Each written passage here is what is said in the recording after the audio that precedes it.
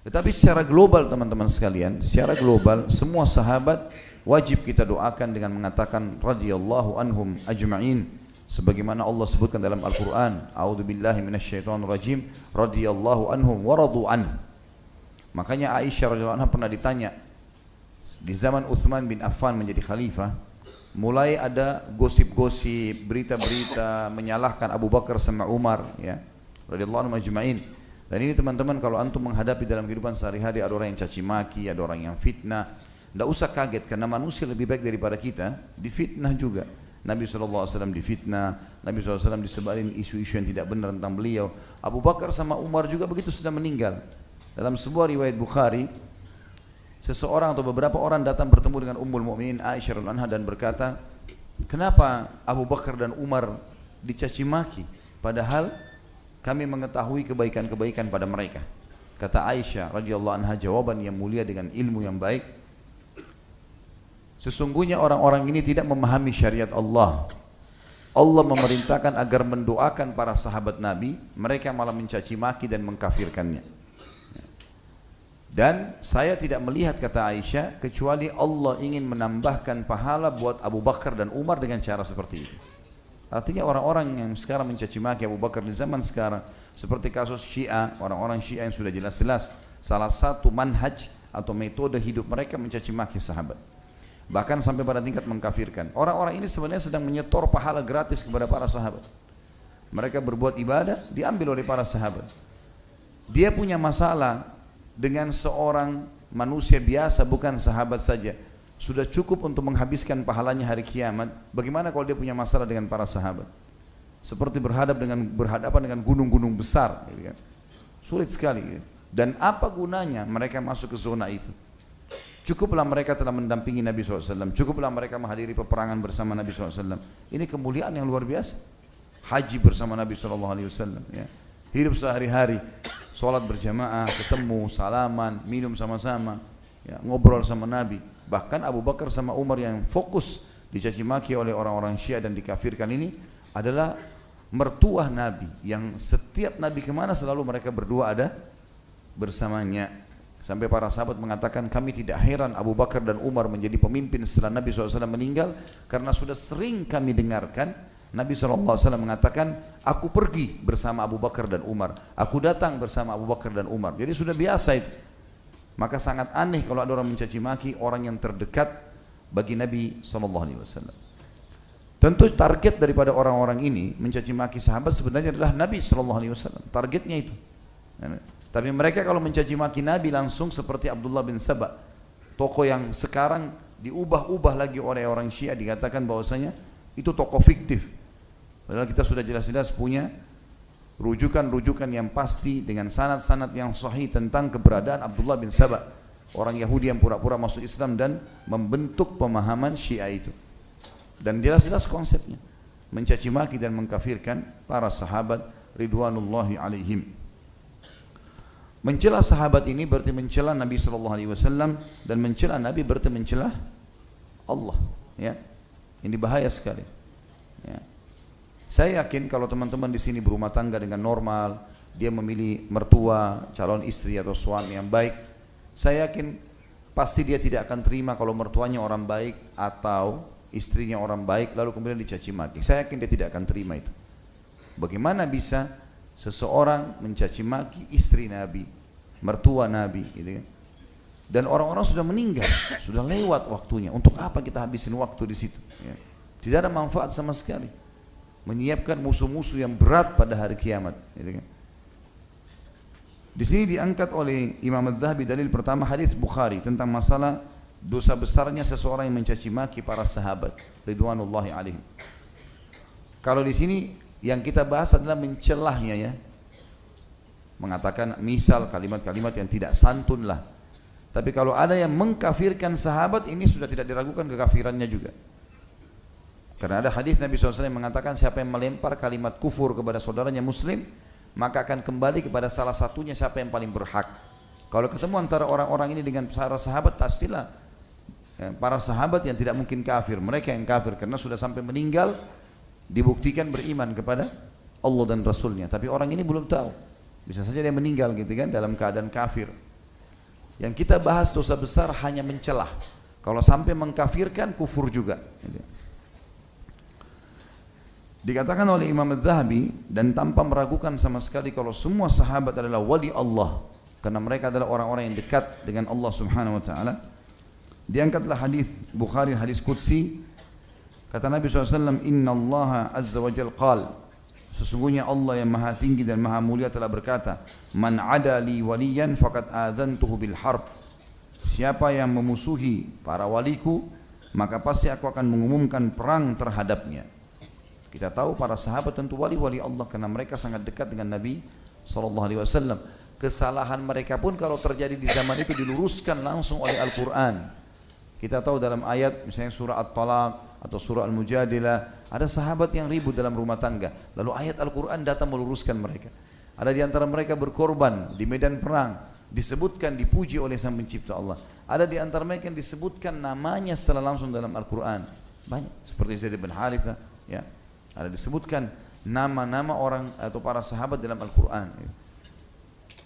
Makanya mereka jelas-jelas adalah wali-wali Allah, dan memusuhi wali Allah berarti Allah mengiklankan perang bersamanya. Dalil yang lain adalah hadis Bukhari Muslim. Nabi SAW bersabda sebagaimana sudah saya bacakan tadi, La tasubbu ashabi wawalladhi nafsu Muhammadin biyadi law anfaqa ahadukum mithla Uhudin dhahaba ma balaga mudda ahadihim wala nasifa. Janganlah kalian mencelah sahabat-sahabatku, karena demi zat yang jiwaku berada di tangannya, seandainya salah seorang dari kalian menginfakkan emas sebesar gunung Uhud, niscaya tidak akan menyamai satu mud atau separuh dari infak mereka. Satu mud berarti satu genggam, setengahnya pun tidak bisa kita samai kalau kita berinfak dengan satu gunung Uhud semuanya emas. Juga Aisyah mengatakan dalam hadis yang sahih, dan hadis ini diriwayatkan Imam Muslim, umiru bil istighfari li ashabi Muhammadin sallallahu alaihi wasallam fasabbuhum. Sungguh aneh perkara orang-orang yang banyak mencaci maki para sahabat Nabi, padahal mereka diperintahkan untuk memohon ampun untuk para sahabat Nabi sallallahu alaihi wasallam, tapi mereka justru mencaci maki mereka. Sudah tahu ayatnya ya? Ada di antara doa yang kita dianjurkan baca adalah Rabbana ighfir lana wa li ikhwanina alladhina sabaquna bil iman wala taj'al fi qulubina ghillan lil ladzina amanu rabbana innaka raufur rahim. Ini di antara doa yang kita dianjurkan baca dari Al-Qur'an, yang artinya wahai Tuhan kami, ampunilah kami dan orang-orang yang telah beriman sebelum kami, dan janganlah engkau letakkan di dalam hati kami kebencian terhadap orang-orang beriman yang telah lalu itu. Sesungguhnya kau maha pengampun. Yang dimaksud sini kata ulama adalah para sahabat, karena kita datang setelah itu membaca, atau orang-orang bahkan setelah datang sahabat, tabi'in dan seterusnya, sebelum kita semuanya kita doakan, puncaknya adalah para sahabat. Di dalam hadis yang lain, hadis ini riwayat Ibnu Abi Asim dalam kitab As-Sunnah, dan dihasankan oleh Syekh Albani, kata Nabi SAW, Man sabba ashabi fa'alaihi la'natullah. Barang siapa yang mencela sahabatku, maka dipastikan laknat Allah akan menimpahnya. Yang dimaksud sini laknat adalah diangkat berkah hidupnya, diangkat berkah hidupnya. Ali radhiyallahu anhu berkata di dalam sebuah hadis, dan hadis ini diriwayatkan Imam Muslim dalam Kitabul Iman, walladzi falaqal habbata wa bara'an nasama innahu la ahdun nabiyyil ummi ilayya la yuhibbuni illa mu'minun wa la yubghiduni illa munafiq. Demi zat yang membelah benih dan menciptakan nyawa, sesungguhnya janji Nabi yang ummi, maksudnya Nabi Muhammad SAW, cirinya ummi, tidak bisa baca dan nulis, kepadaku adalah tidak ada yang mencintaiku melainkan seorang mukmin, dan tidaklah membenciku melainkan seorang munafik. Orang-orang Syiah mengatasnamakan mencintai Ali, mengatasnamakan, tapi mereka sebenarnya tidak mencintai. Yang mencintai adalah ahli sunnah. Terbukti tidak pernah ada satu ahli sunnah pun yang mencaci maki Ali radhiyallahu anhu. Kita semua mengatakan radhiyallahu anhu, kita akui khulafaur rasyidin yang keempat, kita akui sebagai anak mantu Nabi SAW, kita akui sebagai sepupu Nabi SAW, dan kisah-kisahnya dinukil, fadilah-fadilahnya disebutkan, ya. Tidak ada sama sekali yang kita celah. Istrinya Fatimah radhiyallahu anha kita puji, dimuliakan, anak Nabi SAW, anaknya Hasan dan Husain. radhiyallahu anhum ajma'in. Kita puji Hasan dan Husain, kita mengatakan radhiyallahu anhum ajma'in, dan kita akui hadis-hadis Nabi SAW tidak terkecuali memuji kedua cucu beliau yang mulia ini, gitu kan? Tapi orang-orang Syiah tidak. Sampai sekarang pun mereka ada yang menghina Hasan. Mereka anggap Husain saja yang bisa diakui. Bahkan yang diakui adalah keturunannya dari Husain. Kenapa? Hasan sempat menyerahkan kekuasaan kepada Muawiyah radhiyallahu anhu ajma'in. Padahal Nabi SAW pernah tunjuk Hasan dan berkata, Inna bni hada sayyidun, sesungguhnya anakku ini atau cucuku ini adalah tuan.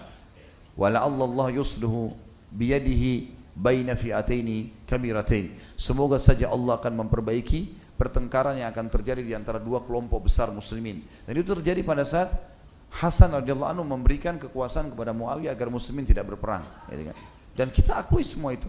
Tidak ada satupun yang kita pungkiri. Jadi orang-orang Syiah teman-teman tidak punya celah sebenarnya untuk memusuhi ahli sunnah. Dan ini menandakan manhaj yang mereka gunakan atau metode jelas-jelas bukan dari umat Islam. Ini bukan dari Islam, dari Abdullah bin Saba si Yahudi yang pura-pura masuk Islam, gitu kan. Kalau metode, kalau mereka betul-betul mengaku pengikut Ali, maka mereka tidak akan memusuhi ahli sunnah, tidak akan menghalalkan darahnya. Kita lihat sekarang di Syria luar biasa, 200.000 sekian darah umat Islam dibantai. Di Lebanon begitu juga, di Irak juga begitu. Dan mereka menganggap itu adalah syahid. Mereka menganggap bahwasanya mereka mati syahid kalau mereka perang dengan ahli sunnah, gitu kan. Muslimin, ahli sunnah wal jamaah, seperti di Saudi, seperti di Indonesia, di mana saja negara Islam, ada orang-orang Syiah di dalam wilayah mereka tidak pernah ahli sunnah ganggu. Dinasihati, didakwahi, nggak pernah diperangi. Belum pernah ada sejarah ahli sunnah sengaja mengeluarkan fatwa untuk membunuh orang Syiah secara umum langsung atau memerangi mereka. Tapi terbalik, kalau orang-orang Syiah yang berkuasa, maka halal darahnya ahli sunnah, ya. Berarti ini sudah jelas-jelas bagaimana bisa dikatakan bagian dari kaum muslimin. Ada banyak kelompok yang menisbatkan diri kepada Islam tapi tidak menghalalkan darah muslimin. Di kelompok ini maka mereka mencaci maki sahabat, bahkan mungkin kalau sahabat hidup mereka akan siap untuk membunuhnya. Ini berbahaya sekali, ya. Ini berbahaya dan tidak bisa sama sekali dibiarkan pemahaman seperti ini. Tentu yang kita benci di sini adalah pemahamannya. Ingat kalimat ini, ya. Kita tidak boleh dalam Islam membenci fisik. Kalau ada orang pernah menjadi kelompok Syiah, caci maki para sahabat, bahkan ada orang kafir pernah memerangi kaum muslimin, kalau dia sudah meninggalkan perilakunya dan bertaubat, hukumnya hukum sekarang, ya, hukumnya adalah hukum sekarang setelah taubat, gitu. Jadi yang sedang kita bahas adalah masalah karakter atau kesalahan pemahamannya. Dikatakan apabila ini yang disabdakan Nabi SAW dalam rangka menyebutkan hakikat atau keutamaan Ali, maka tentu Abu Bakar As-Siddiq lebih utama dan lebih patut, karena beliau adalah manusia yang paling utama setelah Nabi SAW. Dan keyakinan Umar dan Ali radhiyallahu anhum ajma'in adalah bahwa barang siapa yang lebih mengutamakan seseorang di atas Abu Bakar, maka dia dicambuk seperti yang membuat-buat kebohongan. Jadi di zaman Umar bin Khattab, kalau ditemukan ada orang yang mencaci maki atau menganggap bahwasanya ada sahabat lebih baik daripada Abu Bakar, dicambuk. Di zaman Ali pun begitu. Sampai Abdullah bin Saba pun dihukum oleh Ali bin Abi Thalib karena dia mengatakan bahwasanya Abu Bakar sama Umar dan Uthman merebut khilafahnya Ali. Ali sendiri radhiyallahu anhu, kita punya sanad-sanad sahihnya. Ahli sunnah memiliki sanad itu bahwasanya Ali bin Abi Thalib menghukum Abdullah bin Saba yang dasarnya mendahulukan atau menyebut-nyebut dengan fitnah kalau Abu Bakar, Umar, Uthman merebut khilafahnya Ali. Ali sendiri gak terima. Gimana sekarang orang ini mau mengembangkan gitu?